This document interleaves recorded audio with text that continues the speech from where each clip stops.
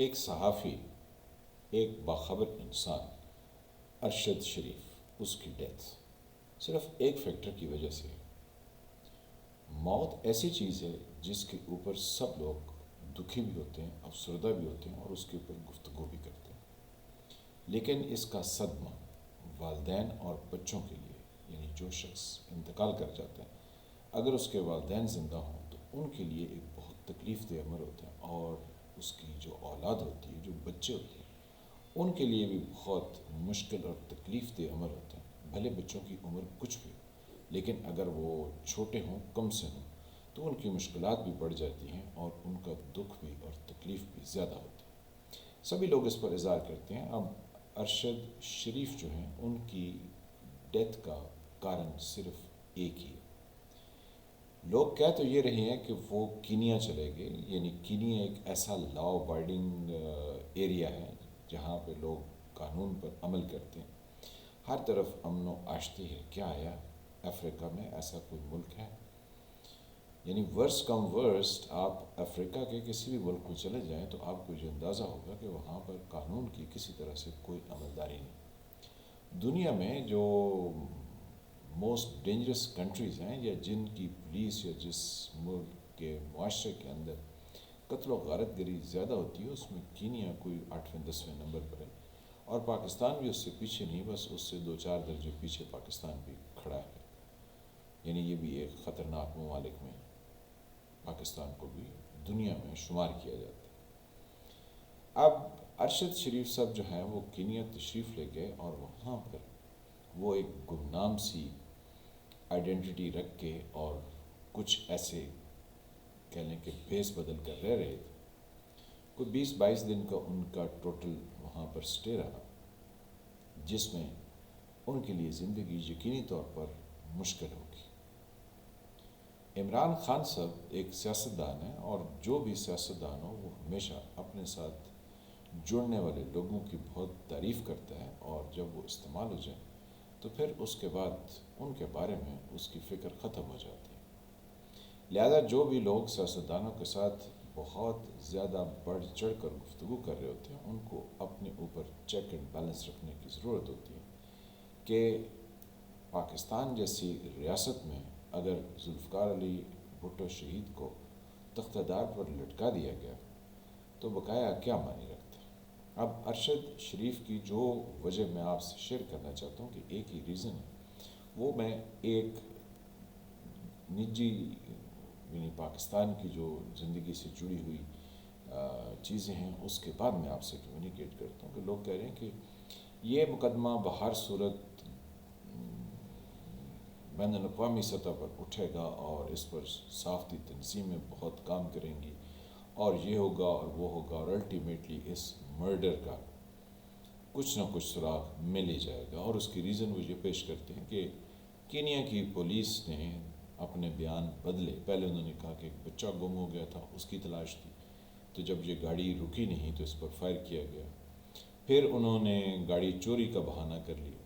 تو یعنی پولیس وہاں کے بیان بدل رہی ہے، اور یہ تو کلیئر ہے کہ پولیس نے ہی گولی چلائی، حالانکہ کئی ایک بلٹس فائر کیے گئے۔ تو یہ مقدمہ بہر صورت کسی نہ کسی صورت ہمیں کچھ نہ کچھ خبر دے گا کہ آخر یہ اصل واقعہ کیا ہوا۔ تو ان تمام افراد کے لیے جو یہ توقع لگائے بیٹھے ہیں کہ کینیا کی پولیس افریقن کانٹیننٹ سے یہ خبر ہمیں مل جائے گی، چاہے اس کے لیے دنیا کی سافتی تنظیمیں اپنے ساتھ کوئی علم غیب کی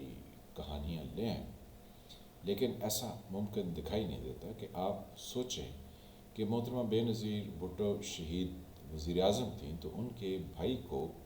پاکستان کے ایک اتنے آباد شہر کراچی میں گولیوں سے بھون ڈالا گیا، تو کیا آیا اس کا کوئی سراغ لگ سکا؟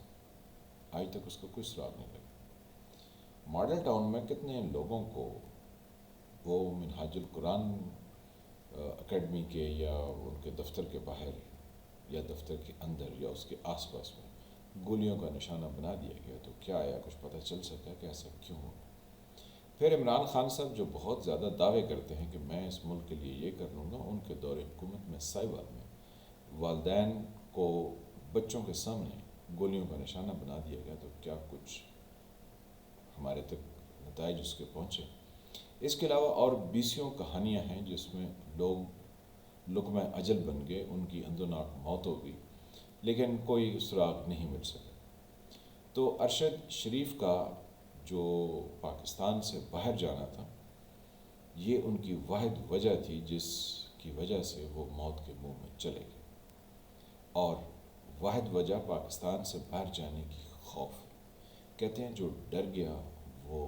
مر گیا۔ جس شخص نے بھی ان کو مشورہ دیا تھا کہ آپ کے خلاف کراچی میں ایک FIR درج ہوئی ہے اور آپ کو گرفتار کر لیا جائے گا، جس پر انہوں نے اسلام آباد ہائی کورٹ سے ارشد شریف نے ضمانت بھی لی، لیکن جس شخص نے کہا کہ آپ ملک سے چلے جاؤ، یہاں پر آپ کی جان کو خطرہ ہے، بنیادی طور پر اس نے ایک خوف کی فضا ارشد شریف کی ارد گرد قائم کی۔ جب وہ اس خوف کی فضا میں اس ملک سے باہر گئے تو انہوں نے اپنے دشمنوں کو حلہ شیری کا موقع دیا، اور یوں وہ ایک جگہ سے دوسری جگہ سر چھپانے کے لیے یا جان کو بچانے کے لیے پھرتے رہے، جس کی وجہ سے وہ چاہے ایک پولیس کا حادثہ ہو، لیکن کہتے یہ ہیں کہ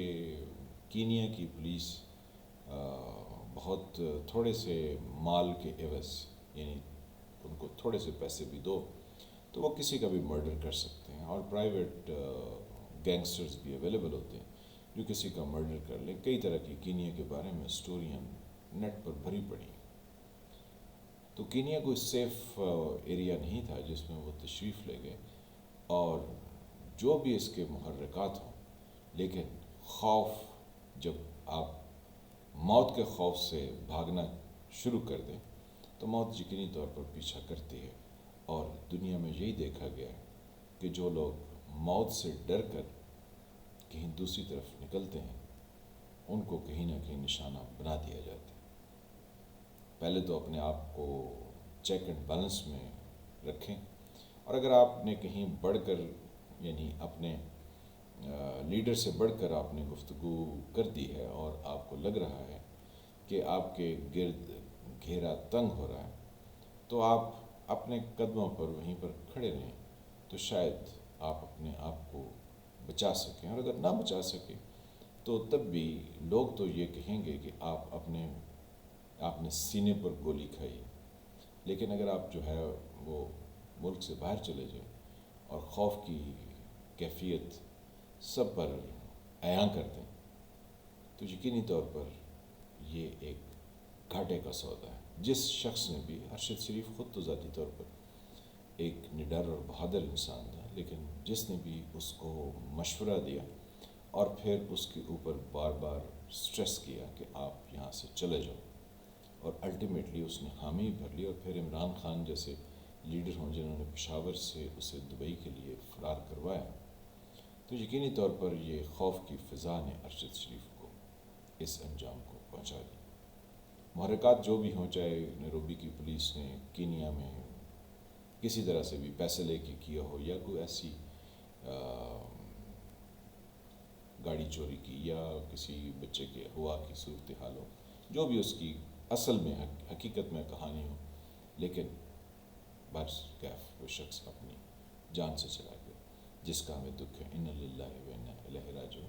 اللہ اس کی مغفرت فرمائے اور اس کے لواحقین کو صبر جمیل عطا فرمائے۔ اس کی والدہ جنہوں نے پہلے ہی ایک بیٹے کی موت کو اور اس صدمے کو برداشت کیا، انہیں اس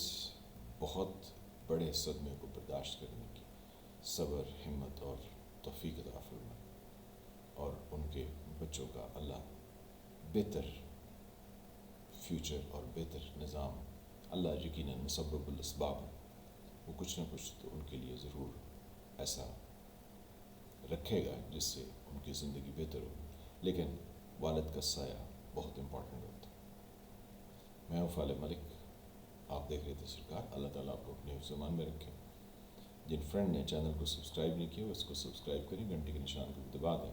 تاکہ آپ کو نئی آنے والی ویڈیوز ملتی رہیں۔ دعا ہماری یہی ہے کہ ارشد شریف کی قتل کی اصل محرکات اور وجوہات سامنے آ جائیں، لیکن ارد گرد کی تاریخ پر نگاہ دوڑائیں تو لگتا یہ ہے کہ کچھ حاصل ہونے والا نہیں. ملتے کسی نئے ٹاپک کے ساتھ، تب تک کے لیے خدا حافظ.